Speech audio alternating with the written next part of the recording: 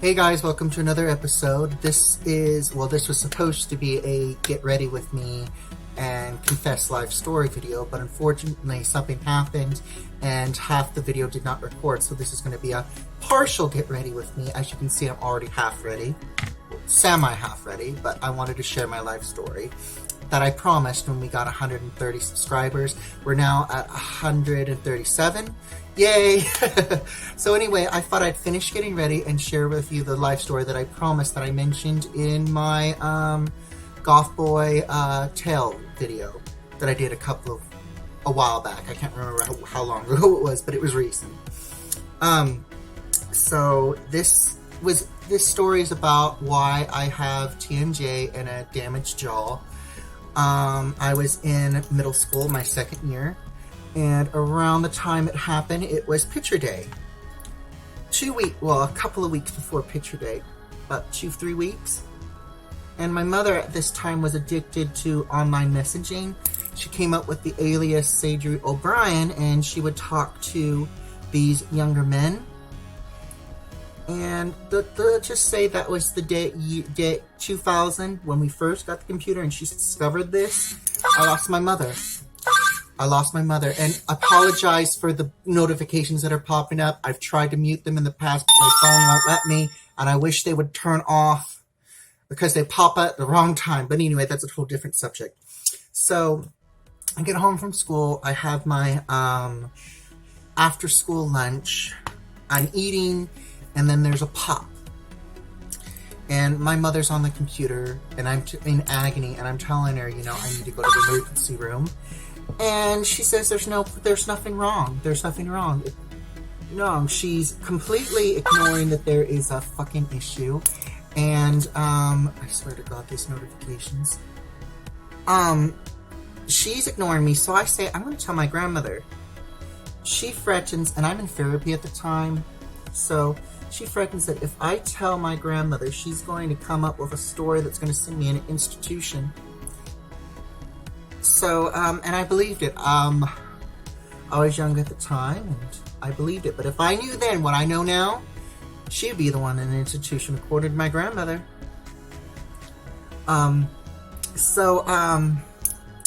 Yeah, the day after, half my face could not move. My mouth here, I couldn't smile here. I could hardly blink. I could hardly, do anything on this side. And I told my mother that, hey, I really need to go. She still didn't ignore it. She was too busy on her computer. Then, late at night, keeping me up, talking to these men almost the entire night. And because of that, I was scared because I did not want to get my picture taken, because half my face wasn't working, and I told her that. And she said that if I bailed out or snuck off on photo day, I would get a spanking. And yes, my mother believed in spankings. Even when you're 10, 11 years old, she still liked to spank. These days you can get in trouble for that. And so I had to literally keep my fingers crossed that my face was functioning correctly in order to do that. Sure enough, it was, but you could tell, I literally could tell it wasn't fully healed. So my photo of that day, it no longer exists. I destroyed that picture. That's one photo that I know that I destroyed. Out of all the photos that I've lost because of family drama, that's the one photo I know that I destroyed myself. Because it had a bad memory. So I was in a type of World of Warcraft online roleplay thing. So I had a screen name myself, and it was my way of relaxing. But it wasn't extreme like my mother. I wasn't addicted. But she liked using my screen names because I had these unisex screen names, and she decided she was going to use one, my favorite one that I came up with. I can't even think of the name right now. But she used it, and one day, one of these guys that she was talking to on that screen name decided they wanted to talk dirty to me. And long story short, always got an A in biology and health class because of that. But I told him off. I didn't know he was a cop. And my mother almost got into some serious ass trouble.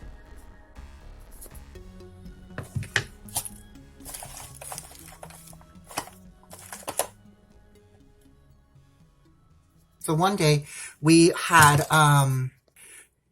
mother and son time, and because my grandmother went on vacation to see relations, and I thought we were going to have mother and son time. Nope, I was venting to myself, and she was on the computer talking to this man. I threw a fit. I vented my frustration, and her way of controlling me was to call the police and do some sort of scare.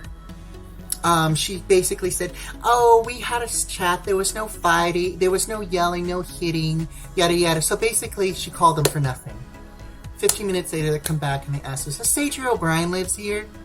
I thought that'd be enough to scare her ass off to stop, but it didn't. She just cut the guy off, she blocked him, and continued her shenanigans.